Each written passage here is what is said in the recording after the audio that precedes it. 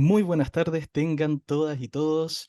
Sean bienvenidos a nuestra última sesión del ciclo de conversatorios por la vida siempre. En esta oportunidad, el tema es la naturaleza, cómo reconectarnos con la vitalidad de la naturaleza, sobre todo en la sociedad y en el mundo en el que estamos inmersos el día de hoy. Quiero darle la bienvenida a la persona que ha generado esta instancia, que es nada menos que el profesor e historiador de nuestra Facultad de Humanidades y Departamento de Historia, Maximiliano Salinas. ¿Cómo está, profesor? Hola Luciano, muchas gracias. Bueno, hemos llegado hoy día, esta tarde, al final de nuestra jornada por la vida siempre. Eh, Han sido encuentros, conversatorios muy atractivos, muy instigantes, para poder dar cuenta de lo que queríamos, hacer un diálogo sobre historia, ética y afirmación de la vida en el Chile actual. Ese Chile de 50 años que estamos conmemorando este 73, del 73 al 23, ¿no? El espíritu siempre ha sido que en esta conmemoración de los 50 años del golpe de Estado, eh, tiene que conllevar un llamamiento, una disposición ética, que es la afirmación de la vida en Chile. Porque la pulsión de muerte, que es lo opuesto, lo contrario, ¿no? Es un desprecio por la vida.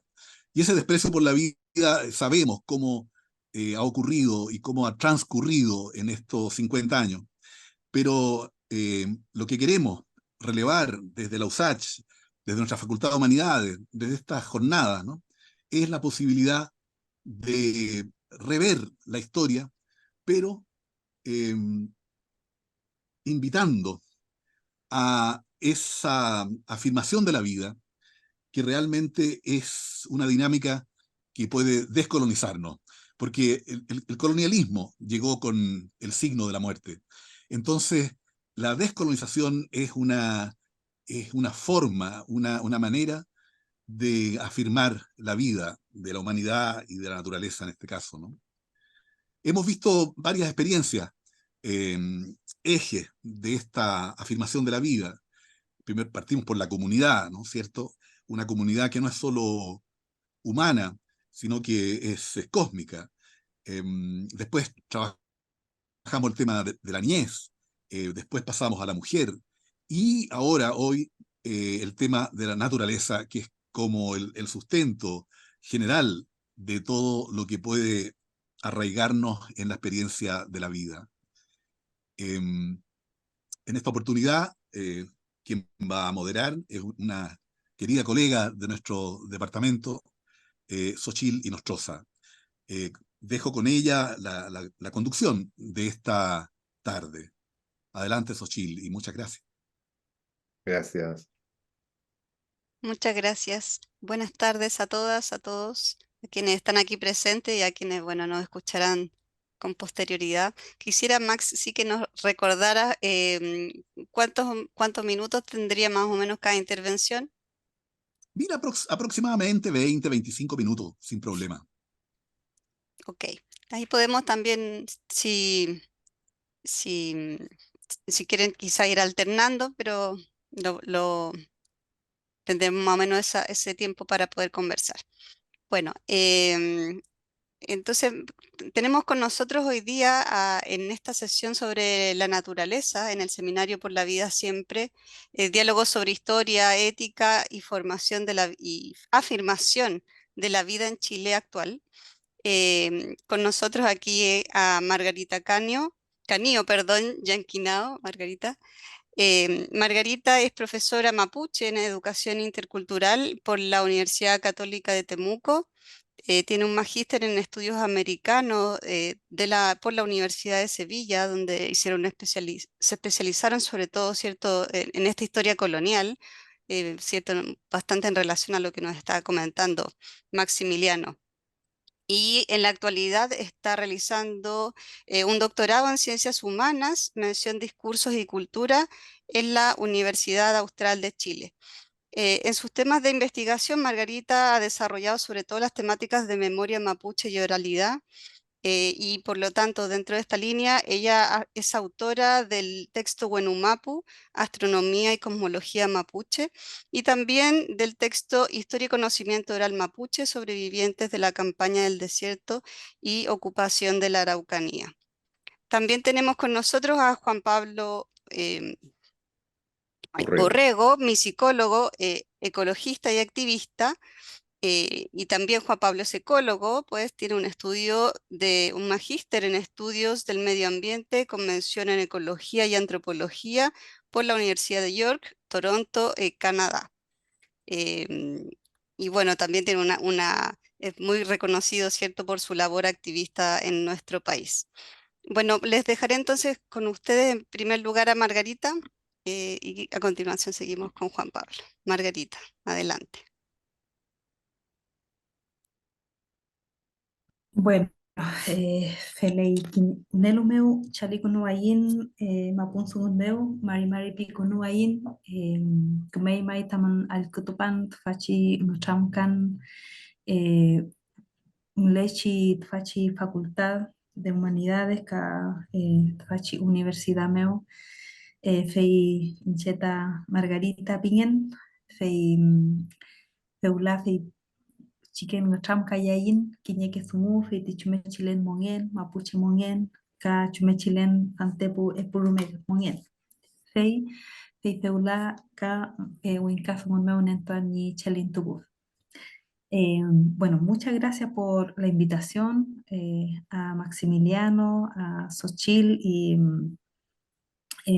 bueno, a todos los interesados en este espacio de conversación respecto a la vida, ¿cierto? Al buen vivir, a la naturaleza, que hoy en día se hace interminable los tiempos y el espacio para abordar sobre ella, ¿ya? Y un poco también decía en mi presentación, bueno, quienes no me conocen, yo soy Margarita Canillo, soy de Temuco, en la cercanía de Temuco, en una comunidad mapuche, ¿ya?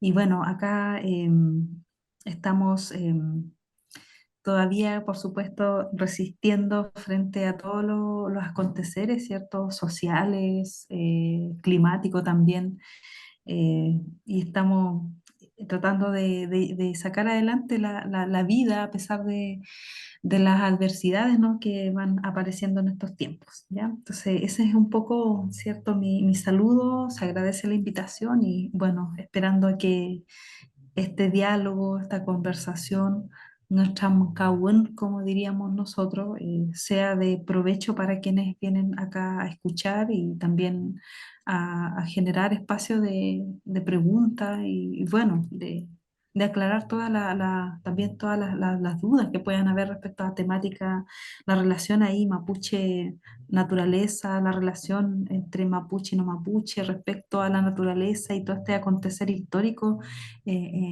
respecto a los 50 años que se cumplen, ¿cierto?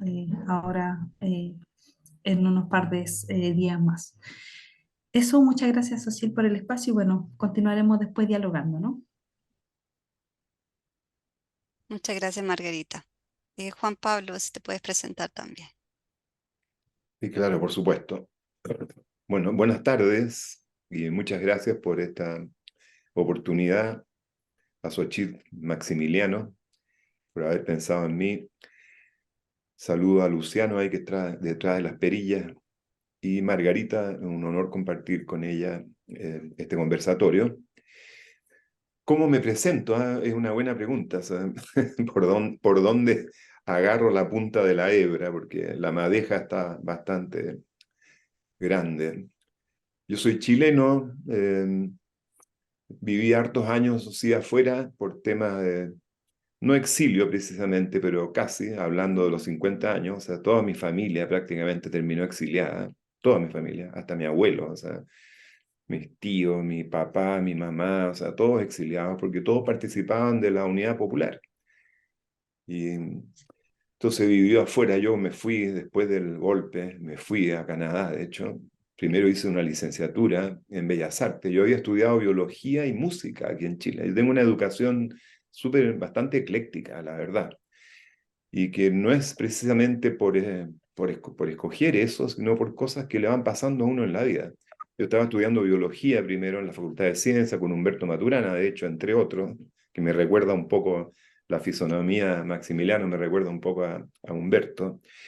Y después de 2 años y medio, que tenía como un 5,5 de promedio, que era una proeza en esa facultad en esos tiempos, muy difícil, porque te ponían a prueba. Yo venía del colegio, la Alianza Francesa, porque mi papá era profesor, entonces no tenía que pagar, y toda una historia así.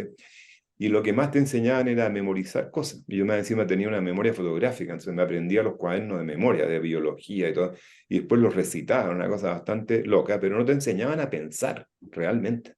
No nos enseñaban a pensar, a reflexionar.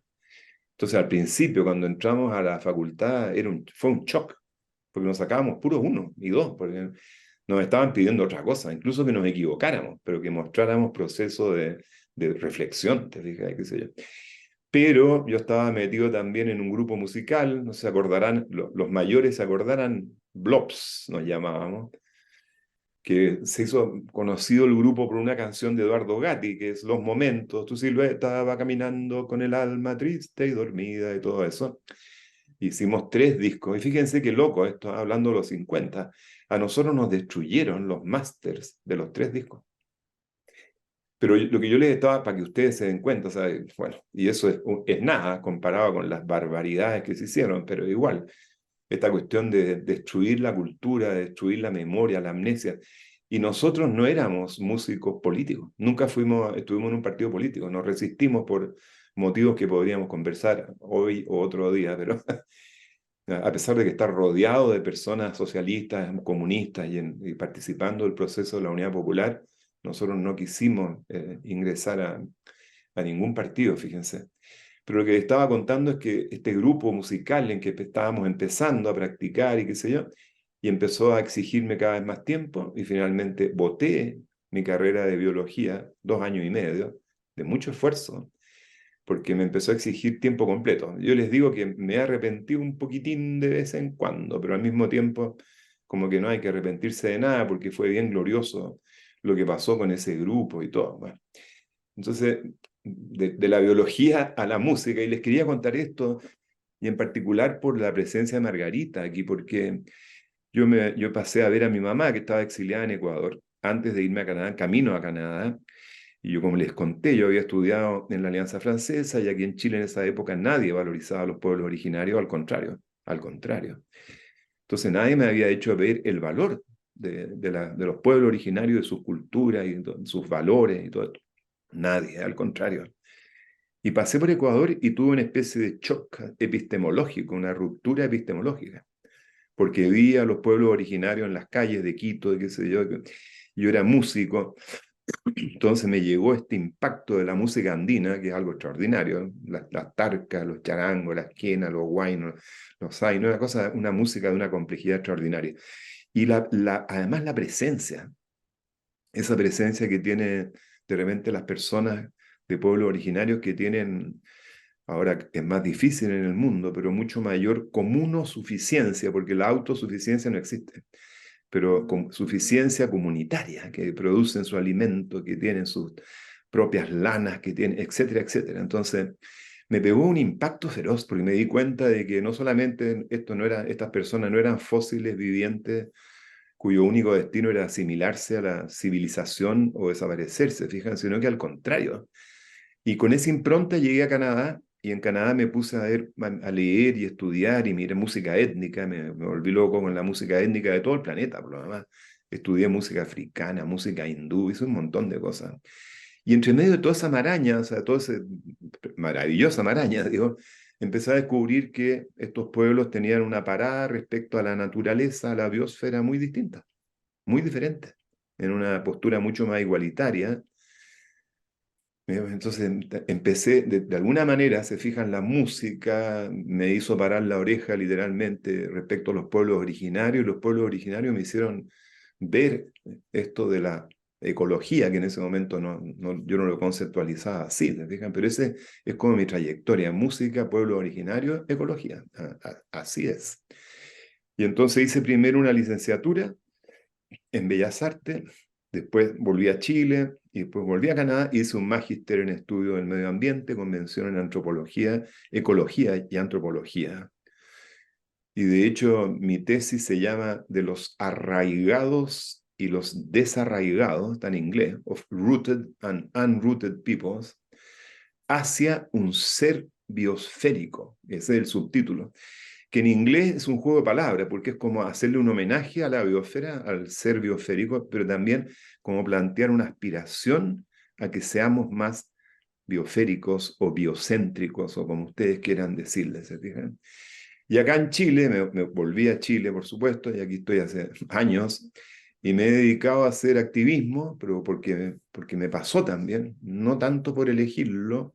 Nos metimos en la defensa Margarita del Biobío, una campaña épica, durísima, dramática, muy jodida, y también para otro día, 12 años de mi vida dedicados a la defensa, intentos. De hecho, algo logramos, porque querían construir 7 mega represas hidroeléctricas en el Alto Biobío, y logramos parar 4, se fijan, pero también nos derrotaron, porque lo que queríamos hacer era detenerlas totalmente, porque el Alto Biobío era el ecosistema ecológicamente más rico de Chile y habitado por pueblos originarios de ancestros precolombinos. Nos parecía que era ya la herejía máxima querer represar el Alto Biobío. Fue súper complicado, ¿eh? Terminamos con problemas también con dirigencia mapuche dura de Arauco y todo, pero una historia muy larga, muy complicada, muy difícil, dolorosa, ¿eh? Nos pasaron muchas cosas muy potentes, ¿eh? Y aprendimos muchas cosas.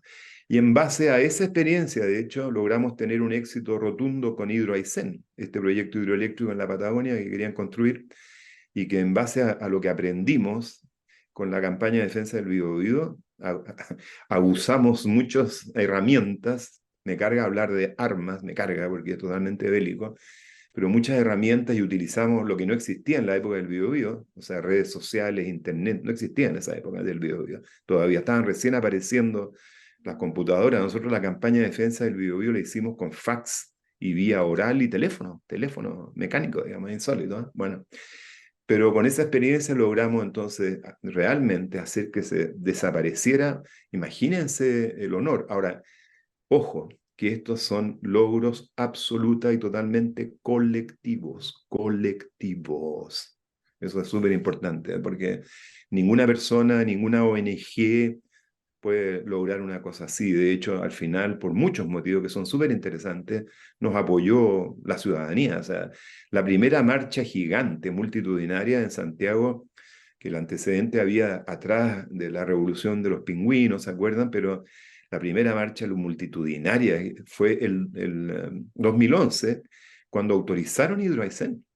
Después vinieron las oleadas de nuevo universitarias y de los estudiantes secundarios, qué sé yo.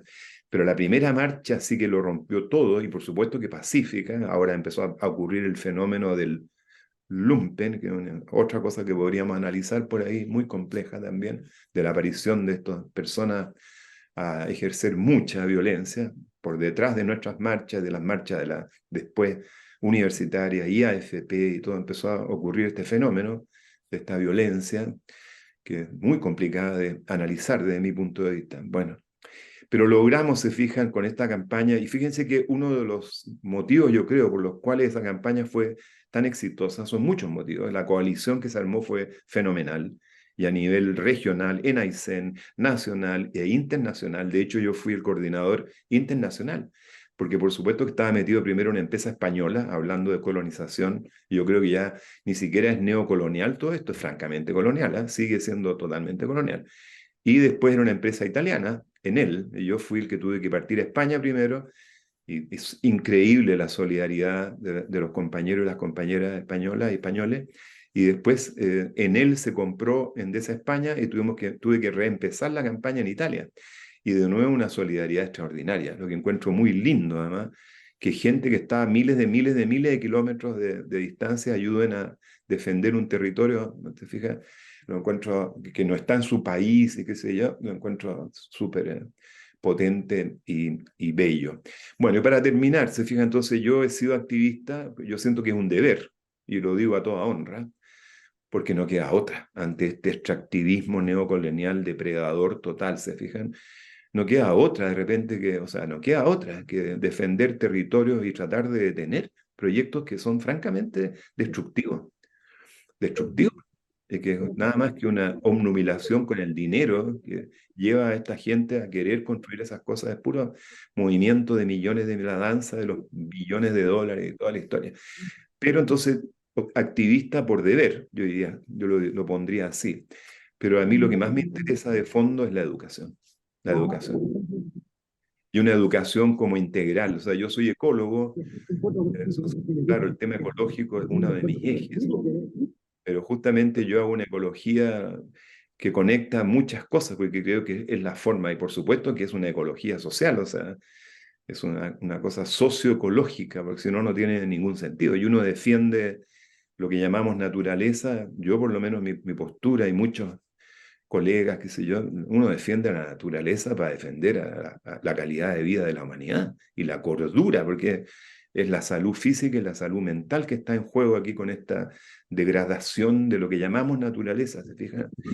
Pero yo siento que ahí está realmente la misión, está en la educación, porque yo creo que lo que hay que generar es una revolución cultural, una revolución, hay que realmente mover y sacar, de construir paradigmas. Yo creo que es la única, si queremos salir de este atolladero fenomenal en que estamos, lo que necesitamos hacer es promover un cambio cultural, que es lo que creo en que estamos muchas personas, ¿se fijan?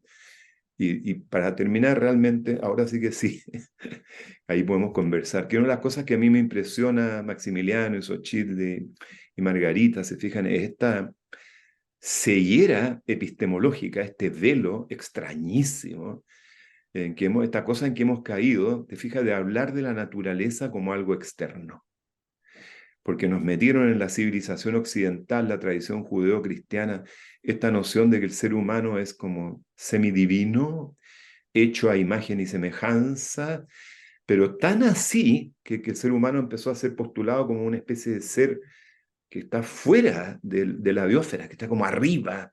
Te fijas que arriba, que ha trascendido cultural e incluso como biológicamente al resto de la biosfera, y otra gente que piensa, el neodarwinismo, que todo el proceso de lo así llamada evolución en esta biosfera ha sido para crear al ser humano y a la humanidad. Es una cosa de realmente, te digo, es tan erróneo, eso es lo que es tan francamente erróneo esta cuestión, que por eso a mí me impresiona siquiera que existan esa idea. Y mira en Estados Unidos la mitad de la población no cree en la evolución, siguen con el creacionismo y la cuestión.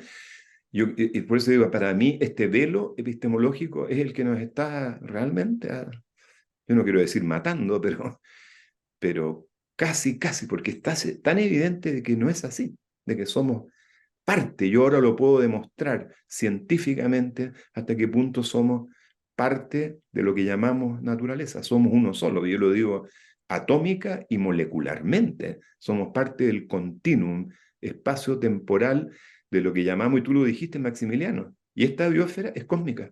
Se apaga el sol, que está a 150 millones de kilómetros de distancia, y se acabó la vida en este planeta en un nanosegundo. Entonces esta biosfera y nosotros somos cósmicos, y de hecho estamos hechos de polvo de estrellas, etcétera, etcétera. Bueno, pero ese velo epistemológico creo que es algo de lo cual debiéramos conversar. No sé si para lograr entender de dónde surge o lo que sea, pero verlo, se fijan, ver que hay algo, hay un fenómeno muy extraño y muy letal, porque es letal no entender dónde estamos parados. Eso por el momento. Gracias. Muchas gracias, Juan Pablo. Bueno, cosas muy conectadas todas una con la otra, ¿cierto? Desde la música, la vinculación con los pueblos originarios y el tema ecológico, ¿cierto? De la ecología, el respeto por la naturaleza, ¿cierto? El cuidado de la naturaleza son, diríamos, cosas que están muy vinculadas. Entonces, no es tan maraña de cosas, sino que en realidad son cosas que están todas relacionadas.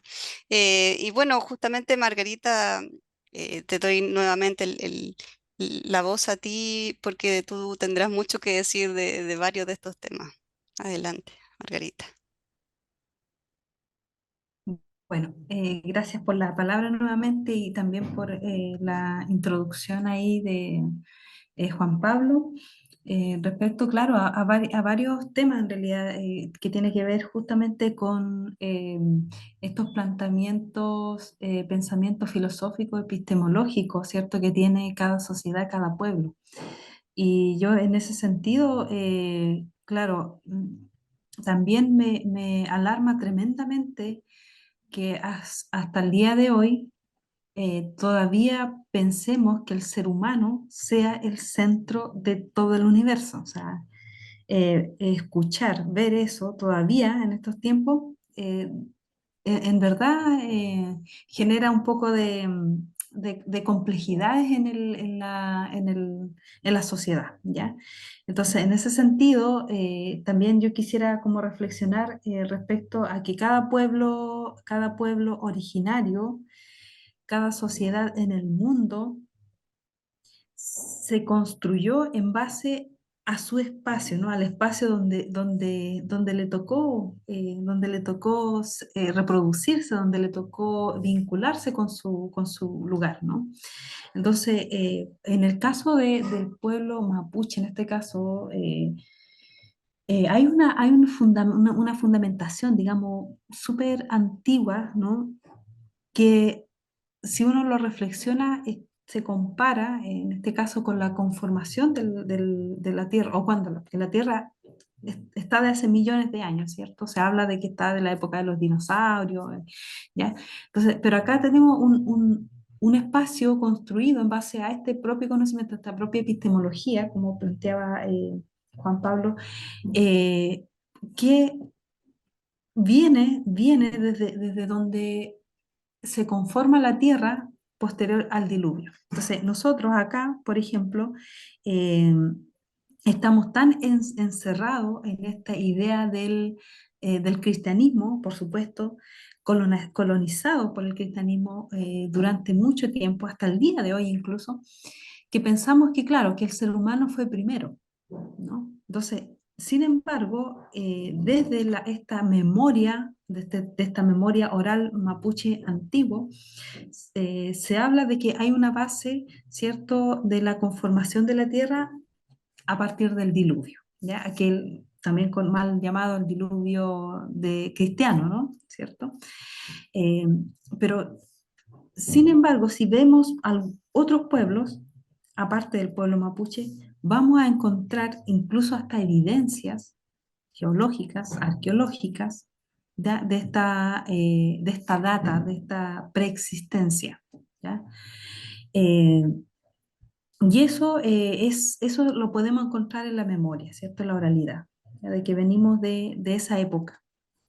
Y no fuimos nosotros primero, sino fue la naturaleza primero. Se conformaron los volcanes, se conformaron los lagos, se conformaron los mares, la tierra, ¿ya? La tierra después de estar bajo el agua, y que eso, por supuesto, si apostamos o apelamos a una cuestión más científica, se va a dar cuenta de que la tierra sí justamente estuvo bajo el agua, ¿no?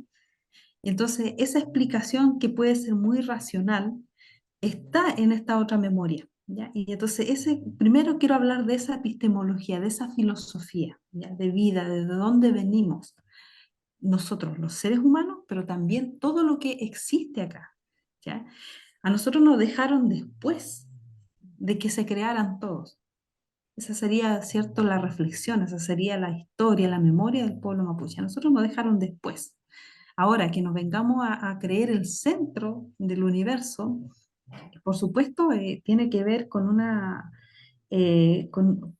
esta idea tan instalada, ¿cierto?, desde la época colonial, de la época colonial, que tenemos que ser antropocéntricos. El ser humano primero. El ser humano se va aprovechar, ¿cierto?, de la naturaleza, va a sacar la riqueza desde ahí, se le dio el conocimiento para sacar provecho de eso, ¿ya? Entonces, tenemos también yo creo, esa reflexión y tenemos que seguir haciéndola mucho más fuerte porque me parece que estamos todavía quedándonos muy en la época colonial.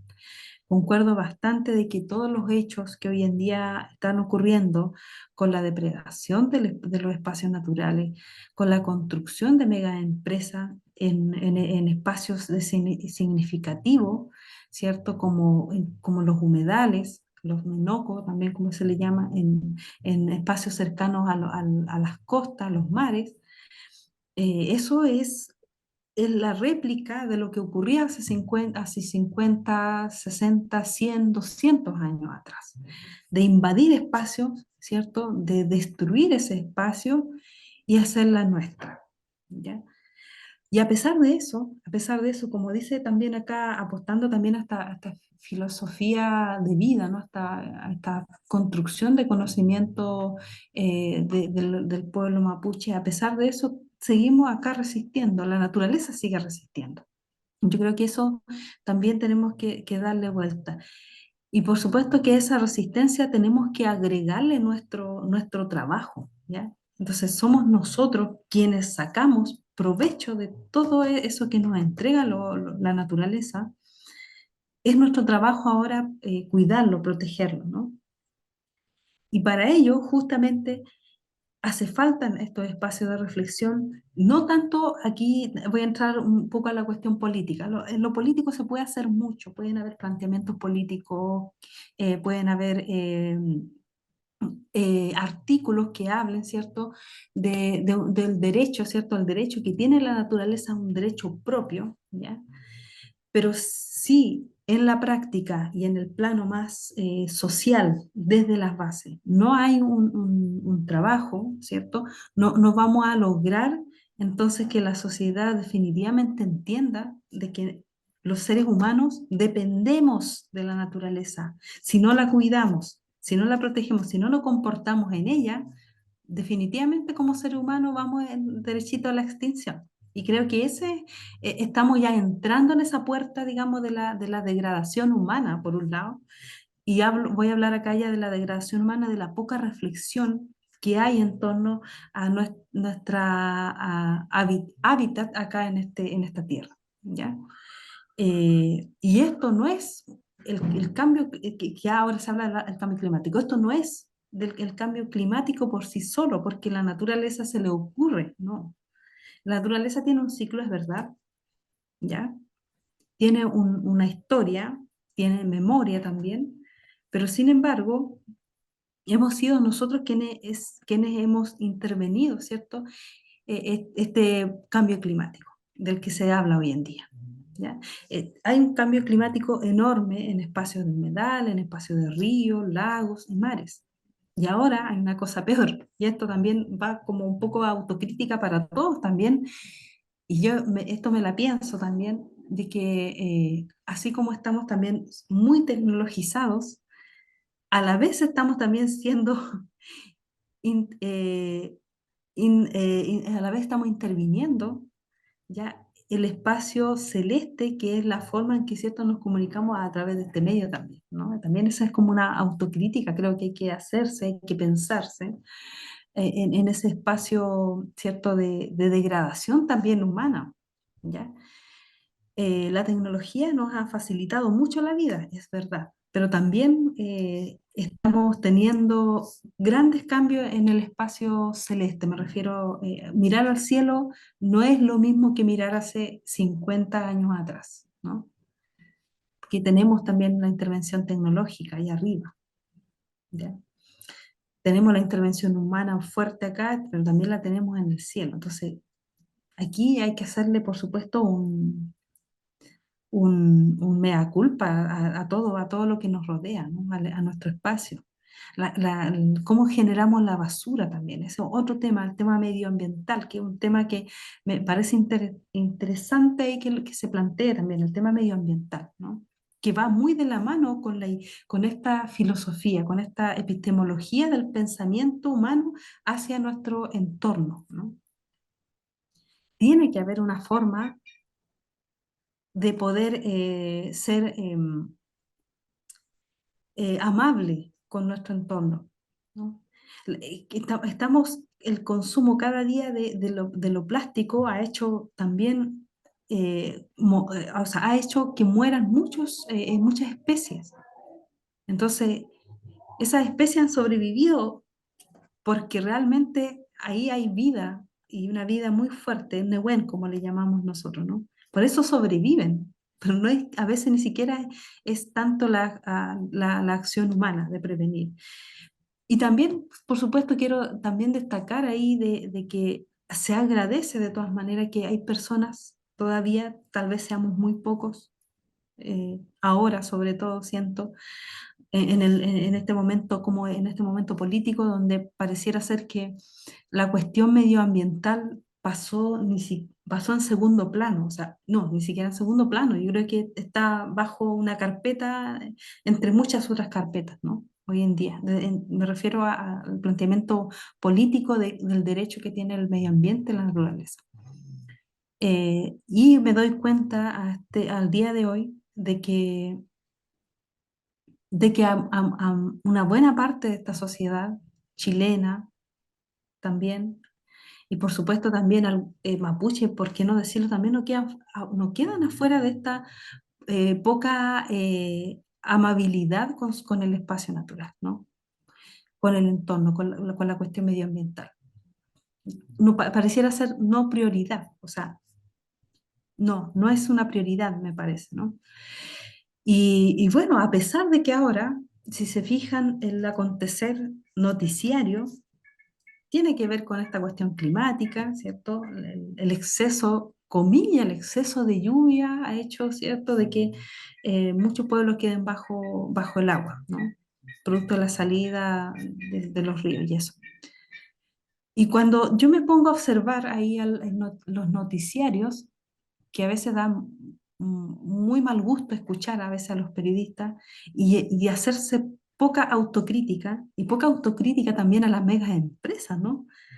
Los embalses, las represas que están justamente instaladas en esas regiones donde más han habido inundaciones.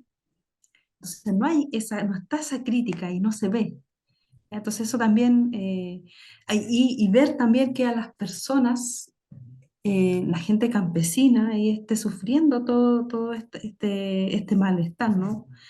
Que no podemos echarle la culpa a la naturaleza, por favor, la naturaleza está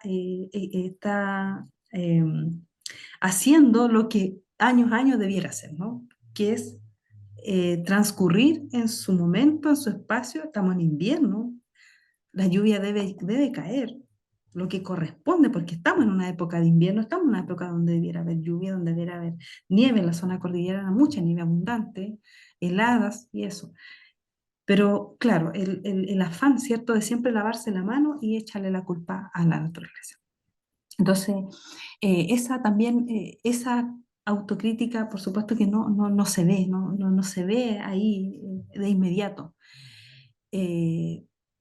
Y también, por supuesto, ahí el conocimiento que debiéramos tener todos respecto a estos cambios que tiene, ¿cierto?, la naturaleza, por ejemplo, cómo reaccionar. Y ahí también creo que apunto a la cuestión educacional, o sea, cómo no están siendo educadas las personas para comportarse en un espacio, para reconocer ese lugar, dónde van los ríos. Cuando hay harta lluvia, ¿dónde tiene sus brazos, ¿no? ¿Hacia dónde transcurre? ¿No? Entonces, como la observación al entorno, la hemos perdido, pero a tal punto de no tener esa sensibilidad, esa capacidad. Entonces, es mucho. El tema creo que estamos abordando hoy día va desde lo político, lo social, lo antropológico, lo epistemológico, lo ecológico. Es una interdisciplinariedad en su conjunto y absolutamente complejo, ¿no?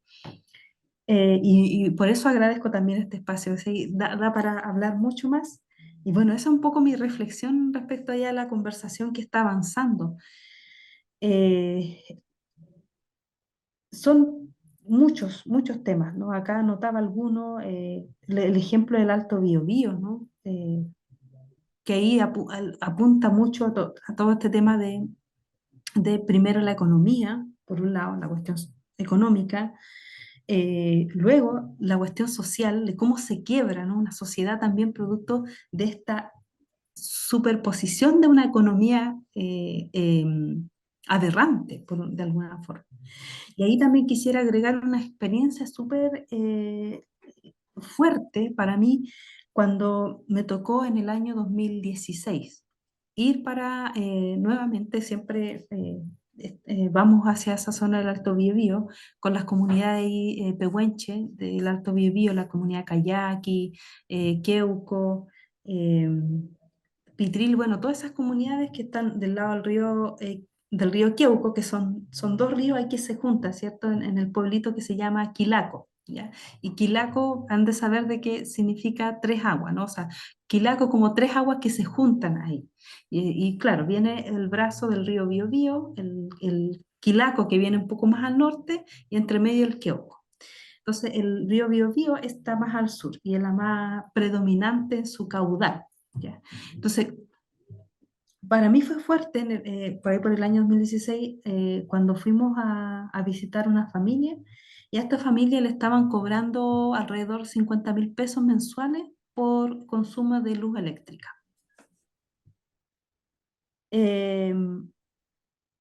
La alarma ahí, le estaban cobrando 50.000 pesos a una familia que apenas tenía una radio y que también usaba pila, un televisor que le habían regalado que era como, no sé, de los años 80, puede ser, de los años 90. Eh, y bueno, era eso y algunos que otro enchufe para generar luminosidad, ¿no? Entonces, para mí fue chocante ver eso, de que una familia le estuvieran cobrando la empresa ahí que se instaló el consumo de luz por 50.000 pesos. Esa comunidad, que es la de Kayaki, fueron desplazados por la subida del río Biobío. Entonces, aparte de haber sido desplazado, destruido su espacio, su lugar, ahora le estaban cobrando una plata excesiva, un consumo que no existía. Entonces, ahí también nuevamente nos lleva a pensar y a reflexionar que seguimos viviendo en una etapa muy colonial todavía, ¿cierto? Del abusar del otro, ¿no? Del abuso, el abuso de la naturaleza, el abuso también entre las sociedades ahí oprimidas, aunque sé que la palabra oprimida a veces causa un poco de conflicto ahí, pero así, esa es la situación, ¿no? Y esa situación probablemente se siga viviendo todavía en otros lugares también. Ujú. Así que bueno, eso es un conjunto de cosas, un conjunto de temáticas acá que hay que abordar y estar reflexionando constantemente, ¿no? No podemos olvidar, no dejemos que nuestra memoria quede en el olvido respecto a estos procesos históricos, sociales, económicos y naturales también. Eso es mi reflexión a todos quienes están presentes acá. Muchas gracias, Margarita, por compartirnos conocimiento y bueno, también tus reflexiones. Juan Pablo, me imagino que tendrás varios temas que te gustaría tocar, pero quisiera que en algún momento, si pudieras también proponernos, porque creo que este tema de cambiar la cultura es importante, un poco pensando también en los 50 años, ¿cierto? Que había también esa intención en el gobierno de la Unidad Popular de cambiar una cultura. Y vemos que a veces esto va teniendo más retrocesos que avance, si podemos decirlo de esa manera, ¿cierto? Y justamente yo pensando en esto que decías tú, de que a veces en el extranjero hay más apoyo incluso que aquí mismo, o sea, vemos cuando hay comunidades que están peleando contra una empresa de cualquier tipo, ¿cierto? Que el resto de la sociedad casi ni se inmuta. Entonces quizás alguna reflexión a partir de tu experiencia también sobre, bueno, qué luz, qué camino podríamos tomar o ir adoptando. No sé, como quizás también si es que se puede incluir en la reflexión, Juan Pablo. Adelante. No te escuchamos. Ahí sí. No, que te digo, mira, esta frase bastante manida, ¿no es cierto?, de la creación de conciencia, que es bien curiosa, ¿eh? Pero que empieza a tomar cada vez más vigencia. Ahora, esto de tomar conciencia, crear conciencia, etcétera, lo estamos escuchando desde hace mucho tiempo, ¿ya? O sea, hay un problema al respecto. Yo fíjate, yo creo que hay que promover algo que yo llamo la lucidez implacable. Ahora, yo no inventé ese término, ¿eh? Lo inventó un argentino de una revista que ya no se hace, que se llamaba Mutantia. Y como que el subtítulo de la revista era Lucidez implacable. Y resulta de que, como mencionaba Margarita, y yo también he mencionado yo y todo, están pasando cosas bien terribles en el mundo, bien terribles, aplastantemente terribles. Yo soy miembro del jurado del Premio Nobel Alternativo, estoy justamente en este momento en eso, eligiendo 4 héroes y heroínas entre 96 candidatos de todo el mundo entero. Y me entero de cosas realmente pavorosas, pavorosas. O sea, todos los agostos, porque esto ocurre en agosto, y le contaba a Maximiliano, esta vez se corrió un poquito y vamos a sesionar, el jurado va a sesionar del 24 al 27, 4 días. Me tengo que levantar a las 5 de la mañana, de hecho, porque como hay miembros del jurado en distintas partes del mundo, hicieron todo un juego de usos horarios, y a mí me toca a las 6 de la mañana, jueves, viernes, sábado, domingo, para lo cual tengo que levantarme a las 5 para tener mi cabeza encima de mis hombros, ¿ya?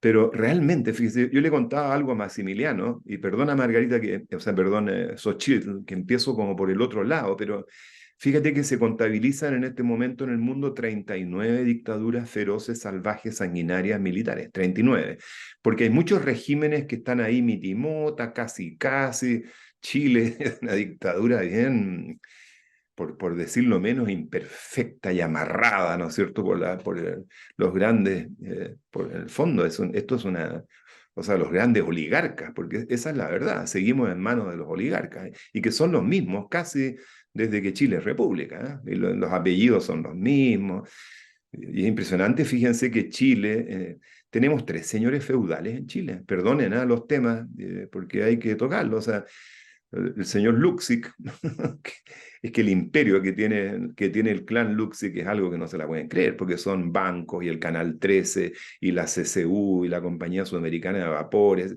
toda la cerveza, ¿eh? De hecho se compró la Kunzman, la Austral, o sea, cada vez que se toma uno una cerveza le está dando plata a Luxic, al clan Luxic.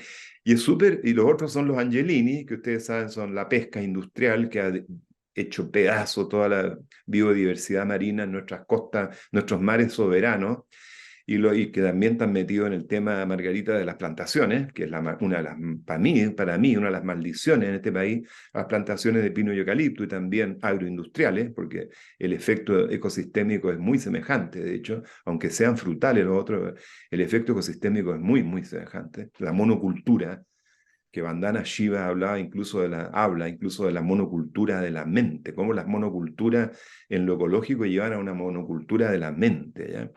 Los Angelini entonces están con celulosa arauco, y después están los mates, que son mis parientes. Yo soy la oveja verde de esta familia, no me tienen muy buena, por decirlo suavecito, no me tienen nada de buena, ¿ya? Y que también están metidos en energía, con Colbún, y también en el tema de las plantaciones, y en muchas otras cosas más. Entonces, este es un país como feudal, y esos 3 clanes son como realmente como estos pulpos gigantes corporativos. Fíjense que se me olvidó, de hecho, Luxic se compró todas las estaciones de servicio Shell de Chile y Argentina de un paraguaso. Es dueño de todas las estaciones de servicio Shell, e incluso las Petro las transformó en Shell y extendió el imperio.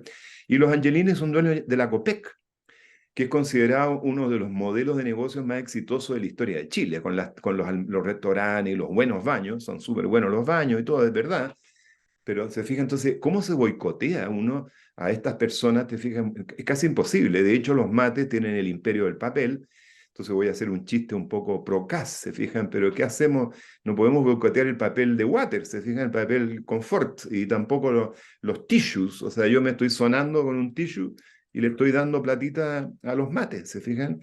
Entonces, es una situación, estamos como cautivos, eso es lo que quiero decir, ¿ya? Pero, entonces, vuelvo a esto de la lucidez. Se fijan que tenemos que mirar la problemática de frente. O sea, no podemos seguir tapándonos los ojos, tapándonos los oídos, que es este negacionismo. De hecho, el cambio climático que mencionaba Margarita, se fija en un señor inglés, James Lovelock, que trató de advertirnos que estaba habiendo un problema con los gases de efecto invernadero hace como 55 años atrás, y lo trataron de loco a James Lovelock.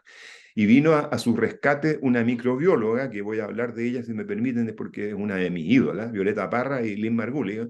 Bueno, porque nos contó la verdadera historia, justamente un poco más cercana a Margarita, de cómo se desarrolló la vida en este planeta. ¿Se fijan? Bueno, pero entonces la lucidez implacable, yo soy pacifista. Yo soy pacifista, pacifista, pacifista. O sea, no creo un segundo en la violencia. Creo que es la peor idea que existe, que ha existido, es recurrir a la violencia. Entiendo la desesperación, pero es dispararse en los pies y en la cabeza recurrir a la violencia.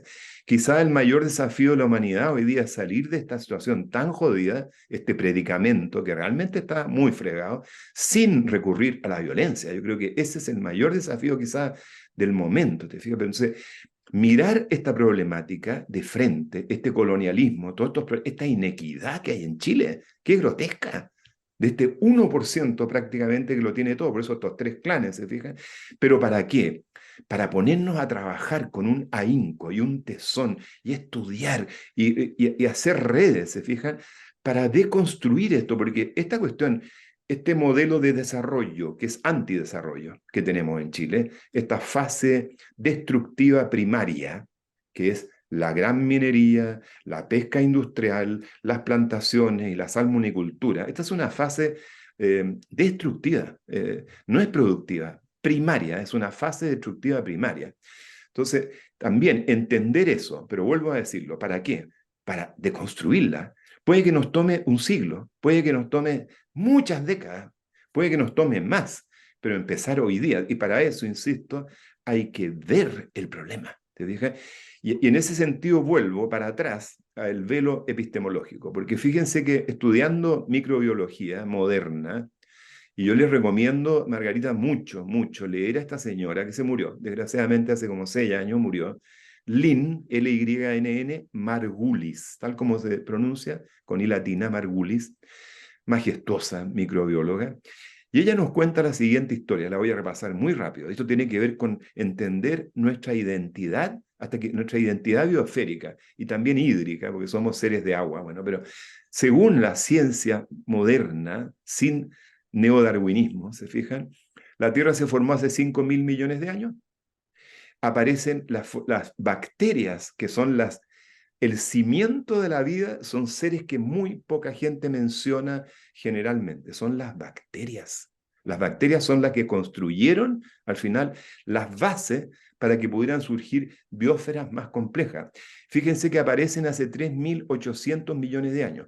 Esto está todo refrendado ahora con la paleontología, la microscopía electrónica, la biología molecular, o sea, toda esta herramienta que tiene la humanidad ahora, ¿ya? Y fíjense que por los siguientes 2.000 millones de años, después de que aparece, es un misterio, por qué y cómo aparecen esos primeros microorganismos, esos primeros microbios, es un misterio. Gente que recurre a Dios porque es francamente muy difícil de entender y los científicos no han logrado dilucidar eso, nunca, ¿se fijan? Pero por los siguientes 2.000 millones de años, lo único que hubo en este planeta fueron bacterias. 2.000 millones de años, solo bacterias. Y empezaron a colonizar la Tierra entera. Entonces, y a crear estas nuevas capacidades, la capacidad de fermentar, la capacidad de moverse, las espiroquietas, la capacidad finalmente de respirar, de respirar oxígeno, la capacidad de hacer la fotosíntesis. Todas esas capacidades las desarrollaron las bacterias primero. Y hace 1.800 millones de años, según la ciencia actual, se fija, surge este primer eslabón, los primeros eucariotas, con su ADN confinado en un núcleo, que son las algas. ¿Quién habla de las algas? De repente alguien menciona, quiero comer cochayuyo. Pero fuera de eso, ¿cuándo se acuerda alguien de las algas? Las algas son el eslabón entre las bacterias y los animales, las plantas y los hongos. Son las algas. Las algas microscópicas, como las diatomeas, que flotan, lo que se llama, la gente le dice fitoplancton, y está equivocado. porque no hay plantas flotando en el mar. Lynn Margulis corrige eso y habla del fotoplancton. Estas algas microscópicas que son alucinantes, además, porque tienen una forma muy especiales, geométricas, parecen como extraterrestres, las famosas diatomeas, y que son, fíjense, el primer eslabón de la cadena trófica o alimentaria de los mares y océanos. Y ojo, ¿qué es lo que alimenta en parte a las diatomeas? El primer eslabón de la vida en la mar. Los ríos, porque resulta que los ríos aportan sílice y las diatomeas, sus exoesqueletos están hechos de sílice. Entonces, por eso cuando alguien como un presidente de la República o un senador o un diputado o el presidente de la Sociedad Nacional de Agricultura dice no podemos seguir desperdiciando el agua de los ríos en el mar. Pues yo me agarro la cabeza a dos manos. Esas son racionalizaciones que inventa gente que quiere explotar un río y que se le ocurren estas ideas locas. El agua de los ríos se pierde en la mar. Yo he escuchado decir eso. Ya no lo dicen, ya no lo dicen porque los funamos y los funamos y los funamos en foro, no físicamente ni yendo a sus casas, sino en seminarios y seminarios y seminarios, porque eso, de nuevo, es increíblemente falso, es increíblemente erróneo científicamente, por eso es tan insólito este velo epistemológico, ¿se fijan? Entonces, entender todo este proceso, y los seres humanos, Margarita, según la ciencia actual, los sapiens sapiens, que es un chiste, sabios, ja, ja, ja, surgen hace unos 200, 300 mil años. De esta historia de 3.800 millones de años, aparecen los seres humanos sapiens, porque los primates, un par de millones de años para atrás, homínidos, primates y qué sé yo, pero los sapiens sapiens ya como culturalmente parecidos a nosotros y físicamente, el cerebro, la cabeza, todo lo que ustedes saben, 200.000, 300.000 años, no más. Y estos seres recién llegados se encaraman encima de la biosfera y que la biosfera es su botín y que de hecho lo que tú decías, Margarita, como que la naturaleza, si el ser humano no la manipula, no tiene valor. Solamente como cuando el escultor talla el bloque de mármol aparece algo valioso, una escultura preciosa puede ser de Miguel Ángel o qué sé yo, pero la naturaleza no solamente tiene valor intrínseco, lo que hay que entender, y esto a mí me alucina, fíjense, voy a tratar de ser breve, nosotros respiramos aire, que tiene 21% de oxígeno, y muy poquito dióxido de carbono, como 0,04%, y botamos un gas que es distinto, que tiene como 4 o 5% menos oxígeno y mucho más dióxido de carbono. Nosotros exhalamos dióxido de carbono. Cada vez que exhalamos estamos botando este gas con potencial de efecto invernadero, porque es un gas bueno. Sin dióxido de carbono se congela la biosfera. Bueno, pero lo que estoy tratando de decir, estamos involucrados con el ciclo gaseoso de esta Tierra. Después tomamos agua, ojalá transparente, inodora, maravillosa, agüita bendita, que es un milagro. El agua es un milagro. Realmente el agua es el elemento más misterioso de esta biosfera, el agua. Y somos nosotros 70% agua. Y tomamos agua y botamos pipí. Y es muy distinto el líquido que botamos al que bebemos. Botamos un líquido amarillito, que tenemos ahí la urea, el nitrógeno de la proteína animal y vegetal que comemos, sale con la orina y otras cosas. Estamos entonces involucrados en el ciclo hídrico o hidrológico de esta biosfera. Y después, no quiero seguir con mucho detalle, pero comemos sólido y es bien distinto lo que comemos a lo que botamos, ¿no es cierto? Las fecas, el excremento, la caca, qué sé yo, es muy distinto. O sea, estamos también metidos dentro del ciclo, se fijan, de la materia. Y también estamos incluso metidos, fíjense, manipulando el ADN. Entonces estamos también metidos en todo el tema de la información de esta biosfera, ¿se fijan? Y fíjense, por eso yo decía, nosotros somos seres abiertos, porosos. De hecho, nuestra piel es parte del sistema respiratorio. Si a nosotros nos pintan entero el cuerpo con una pintura densa, nos vamos a asfixiar, porque respiramos también por la piel. Entonces, estamos abiertos y nos estamos desintegrando a todo momento, botando células. Yo vi una escena, fíjate, en un documental que se llama This Strange Rock, esta extraña roca, no sé qué, que tiene hartas cosas muy cuestionables, pero en fin, como todas estas producciones de Hollywood. Bueno, pero fíjense, había un astronauta, mujer, adentro de una nave o una estación espacial, y fíjense, pues estaban diciendo que uno de los problemas del sistema de ventilación y de aereación de la base son las células humanas que van tapando los ductos y las rejillas del sistema de ventilación. Entonces ponían a esta astronauta con una luz de contraste y la astronauta se sacaba el calcetín frente a la luz de contraste y salía una galaxia de células muertas del pie, un pie de una astronauta. Entonces nos estamos desintegrando, los órganos se están renovando, unos más lentos, unos más rápidos, y nos volvemos a reintegrar en base a lo que respiramos, a lo que bebemos, a lo que comemos y a las impresiones, que es muy sutil eso, que nos entran a través de los órganos de los sentidos. Los sonidos, la música, los cantos de los pájaros o los ruidos ofensivos, las cosas que vemos, las cosas feas o las cosas lindas, los colores, las flores, el cielo, la puesta de sol, los olores impresionantes, los aromas, los sabores en la boca, las sensaciones en la piel, del calor, del sol, del frío, etc. En base a esos inputs nos vamos reintegrando. ¿Se fijan? Entonces, ¿por qué estoy diciendo todo esto? Eso nos lo deberían enseñar cuando somos bebés, que somos parte atómica y molecularmente de la biosfera, y estamos involucrados dentro de este flujo de la materia, la energía, la información, se fijan, de la biosfera entera, somos porosos, estamos adentro de este continuum. Si esto a ti te lo muestran, yo lo he aprendido leyendo, estudiando, sintiendo, meditando, etcétera, se fijan, a uno le cambia la actitud totalmente. Y te cae además una teja de humildad, se fijan, porque somos extraordinarios y tenemos estas manos increíbles, estos cerebros, pero somos absolutamente dependientes de todos estos otros reinos y estos otros seres, las bacterias, las algas, los hongos, las plantas y todos los demás animales, lo que llamamos la biodiversidad. Somos absolutamente dependientes de todo eso.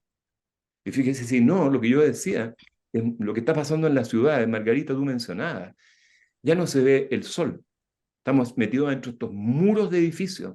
Ya no se ven las estrellas por la contaminación lumínica.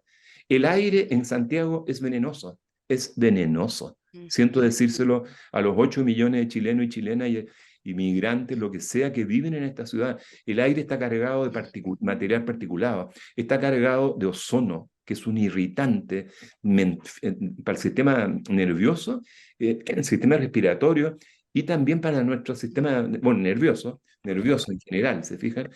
El agua está toda Juan manipulada. Pablo, discúlpame. Perdón, eso, Perdón, pero, perdón. ya, lo que quería decir, perdón, el resumen, ¿se fija? De nuevo, es la lucidez, es la cultura, es el conocimiento, pero un conocimiento porque, Margarita, o sea, perdón, Xochitl, déjame decirte esto. ¿Cuántas universidades hay hoy día en el mundo? ¿Cuántos doctorados y magísteres hay? ¿Y cómo anda la sabiduría? ¿Y cómo está el planeta? ¿Y cómo está la humanidad? Ah, ¿viste? Y podríamos decir lo mismo de las iglesias, las numerosas iglesias. Hay un pequeño problema, porque es muy distinto el conocimiento. Te digo, tú puedes estudiar ecología en algunos textos y con algunos maestros y te van a enseñar, te van a meter el paradigma reduccionista, mecanicista, neodarwinista entero en la cabeza, en un minuto. Entonces, el conocimiento es algo muy complejo. Ahora, ¿quién tiene la verdad absoluta? Nadie. Entonces, yo ahí, y aquí sí que termino, te fijas, yo recurro a la ecología. Este es un sistema solar. Los únicos seres que pueden hacer ingresar la energía solar a la biosfera son los organismos fotosintéticos, las plantas, todas las plantas, y el fotoplancton. Por lo tanto, deberíamos estar ahí, pero venerando a esos seres, porque sin ellos no vivimos, y sin el sol tampoco, digamos, y sin las nubes y la capa de ozono, y somos seres de agua, parte de una biosfera de agua. Entonces, el cuidado de las aguas debería ser el vector que nos permitiera, te fijas, de alguna manera orientar el desarrollo humano. ¿Te fijas? El cuidado de las aguas y de la biodiversidad y de esta biosfera milagrosa, por lo demás, porque nos cae un meteorito de nuevo, como ocurrió hace 66 millones de años atrás, y se acabó toda esta historia. Su drama y su alegría se terminan así, ¿se fijan? Entonces eso, perdona, pero mi postura, te fijas, es eso, cultivar, no sé cómo decirlo, yo soy medio budista, te fijas, el conocimiento de la realidad. Entonces, como es tan complejo eso, empecemos por la ecología, porque la ecología te pone estas cosas que no son ideológicas, son pragmáticas. son totalmente incontestables, ¿te fijas? Ahí hay un piso que podríamos compartir todos, que son estas directrices operacionales de la biosfera y este conocimiento, te fijas, de la ecología que los pueblos originarios, genuinos y que perduran, los conocen perfectamente.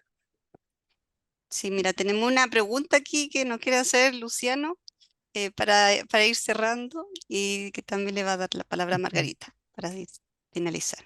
Muchas Luciano. gracias, Xochitl. Bueno, la verdad es que no puedo estar más de acuerdo con lo que ha comentado Juan Pablo, Margarita, esta reflexión holística, un poco si se quiere.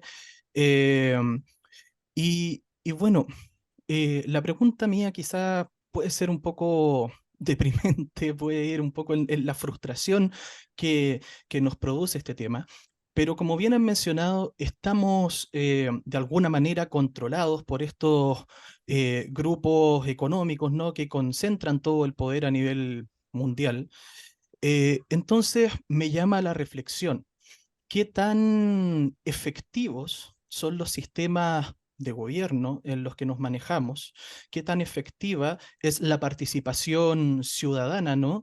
Cuando tenemos el versus de estos grupos que controlan también los medios de comunicación, la información que recibimos, la forma en que pensamos, desde todas las áreas del mundo. O sea, tenemos la misma educación, ¿no? Hay gente instalada en las mismas universidades haciendo clases sobre temas que lo que buscan en realidad es instaurar ciertas formas de pensamiento. Y eso también, como les digo, sucede en todas las esferas. Entonces, me gustaría tener la opinión de quienes están presentes, la opinión de Margarita, sobre todo también desde los pueblos originarios nuestros. ¿Cómo cambiamos esto? ¿Cómo movemos el switch cuando estamos, siento yo, un poco, no quiero usar este término, pero un poco encadenados todavía? Bien encadenado. Gracias. Margarita. Sí, bueno, antes de responder a la pregunta de Luciano, también un poco reflexionar ahí, poner, digamos, que en la mesa, lo digo en el sentido abstracto, en la mesa de conversación, ¿cierto? Estos planteamientos desde que lo que la academia llama la disciplina, ¿ya? Juan Pablo está poniendo un tema bien interesante acá, ya que son las reflexiones, las observaciones y las posturas de una disciplina, ¿ya? Yo creo que aquí tenemos, por un lado, la apuesta, las reflexiones, la escritura, los papers, los conversatorios, seminarios, talleres con las comunidades, desde el punto de vista de las ciencias sociales, ¿no? Ya tenemos como esa apuesta acá. Hablar, conversar sobre una temática, pero luego cómo esa conversación, todas esas reflexiones la transformamos en una cuestión racional, en una cuestión, en una acción, ¿ya? Lo que desde justamente de la ciencia de la investigación se llama la investigación, acción o intervención, y la palabra intervención también ha generado ahí mucho ruido en este ámbito de la investigación cuando se trata de trabajar con comunidades, ¿ya? Con comunidades, ya sean comunidades campesinas, comunidades con los barrios, ¿cierto? En algunas poblaciones, con los pueblos originarios en general. Genera digamos, un poco este punto de inflexión, esta inquietud cuando se habla de intervención. Pero, ¿cómo en definitiva concretizamos, ¿cierto? Reflexiones que se hacen en estos planos, en estas disciplinas, ¿ya? Entonces, es súper interesante que acá no podemos valernos en ese sentido y en ese caso por sí solo. Las matemáticas no funcionarían por sí solo, ya tiene que apoyarse de otra disciplina, ¿no? Las ciencias naturales, ¿cierto? El lenguaje se construye a partir de lo que observa, no está por sí solo, lenguaje por lenguaje, no. Nosotros somos una cadena acá, ¿cierto? Somos unas redes de como ser humano funcionamos a través de redes, ¿ya? Sí, pueden haber algunos unas personas superdotadas tal vez que funcionan solo, haciendo sus cosas solo, sin depender del resto. Pero no creo, incluso yo ahí tampoco creo en aquel que dice que no cree en nada. Desde siempre lo he dicho, yo creo que todos creemos en algo. Y acá Juan Pablo lo deja claro, la ecología es una disciplina también súper importante para aclarar justamente todos estos detalles, llevarlo a una reflexión mucho más lúcida. Me encantó la palabra lúcida, sí, es verdad, y racional también. Cuando yo hablo de Nehuen acá, ¿cierto? Desde el punto de vista de la lengua del conocimiento mapuche, mapuchán Nehuen. ¿Qué es el Nehuen? El Nehuen es lo que tienen los árboles, lo que tienen los ríos, lo que tienen los volcanes. Arriba están los Nehuen, ¿cierto? Los y las Nehuen en el cielo, ¿ya? Pero ¿qué es? ¿Qué es? Yo puedo decir, sí, una energía, un espíritu, ¿ya? Pero yo creo que eso tiene una explicación racional ahí. Y ahí nos puede, ¿cierto?, advertir, por un lado, la arqueología, la antropología, la ecología, y nos puede explicar, ¿cierto?, con unas palabras que el común de las personas pueden llegar a entender, ¿no? Entonces, eso quería reflexionar un poco para ir cerrando también esta conversación respecto a la naturaleza, ¿ya? ¿La naturaleza tiene Nehuen? Sí, tiene Nehuen. Pero ¿cómo lo explicamos? Desde estas conceptualizaciones, ¿cierto? En esta mirada amplia de las disciplinas que están en el plano académico, ¿ya? Porque nosotros tenemos que también tratar de explicarle a aquellos que dicen, pero ¿cómo? Por ejemplo, la gente mapuche, ¿cómo va a creer que eso tiene vida? ¿Que una piedra tiene vida? ¿Ya? Está todavía ese cuestionamiento. Pero yo creo, apuesto también, y gracias por este espacio, ¿no?, de que podemos llegar a explicar que sí tiene vida, ¿ya? Eso es en parte, ¿no?, la reflexión. Y también ahora para un poco responder a Luciano, ¿cierto? Respecto al- a la participación ciudadana. O sea, yo creo que de alguna manera con lo que pasó, y me van a disculpar por nuevamente traerlo a colación el tema político, lo que pasó el año pasado, ¿cierto? Con toda esta apuesta de darle más derecho a la naturaleza, a propósito de darle más, de poder reconocer, ¿cierto?, la violencia estatal, ¿cierto?, cívico-militar que hubo acá, y de sobre exponer, ¿cierto?, de que la ecología, la naturaleza en general, la biodiversidad tiene tanto derecho como el ser humano, pareciera ser que le asustó a la sociedad en general, ¿no? Tuvieron miedo de que algo que no somos nosotros, que no es de nosotros, que como que no es de nosotros, como que no es del derecho del ser humano, de la persona, va a tener más derecho que nosotros, asustó eso, ¿ya? Entonces, eso porque justamente seguimos enclaustrados en esta educación colonial, ¿no? En esta educación también muy patriota, ¿ya? Estamos todavía muy encerrados ahí, todavía seguimos siendo coartados ahora eh, frente a muchos medios. Y eso al parecer no nos ha permitido avanzar para reflexionar mucho más allá de esta cuestión humana, ¿ya? De poder entender la naturaleza, entender la biodiversidad. La educación está coartada todavía, entonces eh, cambiar eso, ¿cierto? Al día de hoy parece totalmente una batalla gigante, ¿no? Una batalla que requiere de muchas cabezas, pensando y actuando, pensando y actuando. Entonces, el panorama sí es difícil, mi querido Lamien Luciano, el panorama se ve difícil ahí, ¿ya? ¿Podemos cambiar? Sí, va a ser, pero de muchos años. Eh, yo en este momento estoy como en el plano de decir, tengo que velar por mi bienestar, antes que todo, ahora. Porque si yo no estoy bien, el resto tampoco podría estar bien, ¿no? Entonces, mi bienestar va a estar por sobre las otras personas, hablando de las personas. Y es por eso que en mi caso muy personal he decidido reforestar mi espacio donde vivo para poder tener un poco un aire mejor para respirar y así funcionar, ¿cierto?, frente al resto. Ya, ese podríamos decir es una acción como muy personal, muy micro, pero también falta acá la otra acción, la acción social, ¿no? Y una de las salidas que todavía podemos ahí, creo, trabajar, que es la cuestión de la educación. Yo vengo del área de la educación. Podemos hacer reflexionar a nuestra gente, sí, hacer reflexionar, pero luego también que pase unos años para que sean accionistas, ¿no? Acciones, que ejecuten acciones en pos de mejorar esta sociedad, eh, en su relación con las violencias que han ocurrido entre seres humanos, entre personas, la violencia que hemos tenido hacia los otros seres animales, vegetales, ¿cierto?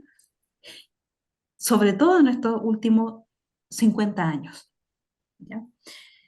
O sea, tenemos que llegar a la mente de esos niños, niñas, niñas, tenemos que llegar a esos espacios.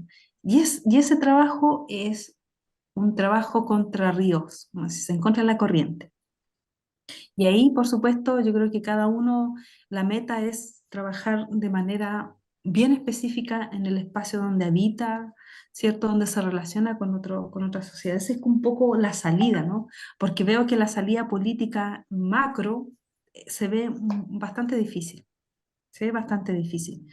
No tengo una respuesta exacta o sea, una respuesta exacta para decir este es el cambio, no, porque cada uno también va a aportar en la medida que está a su alcance y en la medida que su persona, su ser está en condiciones de actuar frente a estos grandes cambios que requiere un país, que requieren las regiones. ¿Ya? Entonces, si en estos últimos 50 años no hace ruido el hecho de que hubo tortura, ¿cierto? De que hubo violencia, pareciera ser que es mentira, entonces el trabajo que nos queda es fuertísimo, es largo, es de largo aliento. Ha sido de largo aliento y lo seguirá siendo en estos 40 años de vida que yo me proyecto. Esto lo digo ahora también de manera muy responsable porque yo ya tengo 40 años y la vida de una persona es de 80 años aproximadamente viviendo adecuadamente, ¿no? Entonces, yo en estos 40 años espero ver, aunque sea un pequeño cambio, pero espero verlos en esos ámbitos, en una cuestión como del trabajo individual colectivo, pero como, aunque sea un reducto, ¿no? Que sea reducido, pero que sea un trabajo que cambie, si quiere, la vida de algunos pocos, ¿no? La vida de algunas pocas personas, la vida de, aunque sea unos pocos seres naturales que habitan alrededor, y por el bienestar de nosotros, ¿no? Ni siquiera es por el resto, es por el bienestar, ni siquiera es por decir ya, vamos a luchar para que esto cambie, por el otro, es por nosotros mismos, ¿ya? Entonces, eso, desde el punto de vista de una cuestión constitucional, está un poco lejano, ¿ya? Porque aquí se está priorizando ahora la seguridad en todo momento, ¿no?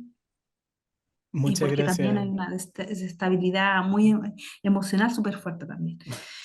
Y así, en fin, podríamos continuar mucho más con esta conversa, pero Luciano, espero haber respondido en parte tu inquietud, tu pregunta, y gracias por ello.